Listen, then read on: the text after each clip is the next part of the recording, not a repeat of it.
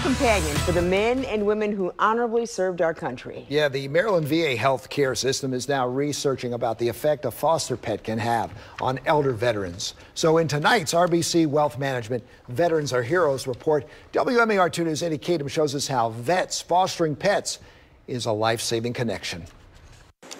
Army veteran Nelson Matias always wanted a dog when he retired. He found so much more in Caesar. Wakes me up in the morning when I don't want to wake up. Man, he's a great companion, always with me. I love him. This perfect connection is the work of VA of Maryland Healthcare System research physiologist Heidi Ortmeyer. The focus of her research, the impacts of vets fostering animals over a 2-month period, looking at changes in physical activity and quality of life, food, leashes, bowls, all paid for by a research grant from Maddie's Fund. They realize they don't have to keep the dog. It's not like an adoption where you might feel pressure or maybe nervous. This is very low key, so they bring the dog in. If things don't work out, the dog can go back to the rescue group. I work with rescue groups that are willing to do that. So really, it's a community, it's a real team effort with the rescue groups, the shelters, and the veteran and the VA. A lot of the dogs are older and in need of a couple good months with a loving owner.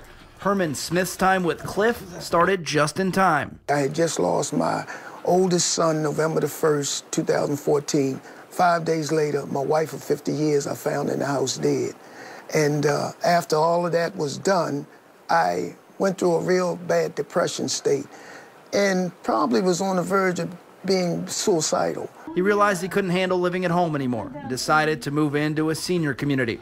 But Cliff's job was done. The pair had saved each other. I've always been just me and my wife. After 50 years, no, she wasn't there to pull me out of my depression states or to support me, to back me up, to always be pushing me onward, making me into the man she knew I could always be. And then Cliff came along and he started pulling me forward, you know. Lenny Miller has had dogs his whole life. At 13, Mila still has a lot of walks left in her. I'm kind of a sedentary person. I read a lot and I watch a lot of TV. And Mila is a walker. I mean, she loves her walks. I think Sunday I took her on 5 walks. Most of the time, the research ends in adoption, and you don't need charts or graphs to see the results. I feel better. When I wake up, I feel fresher, and I get up sooner. Before Mila, I would get up and I'd be in my pajamas, and the first thing I would do was go in the living room and turn on the TV. Now I get dressed immediately and take her outside. He's whatever you are, you know. If you're very active, he'll be active with you. If you're calm, not doing much, he'll sit there with you, lay with you. He takes on your personality, pretty much. Vets fostering pets, saving each other every step of the way. At the Baltimore VA Medical Center, Eddie Kadam, WMAR 2 News. Isn't that the greatest, huh?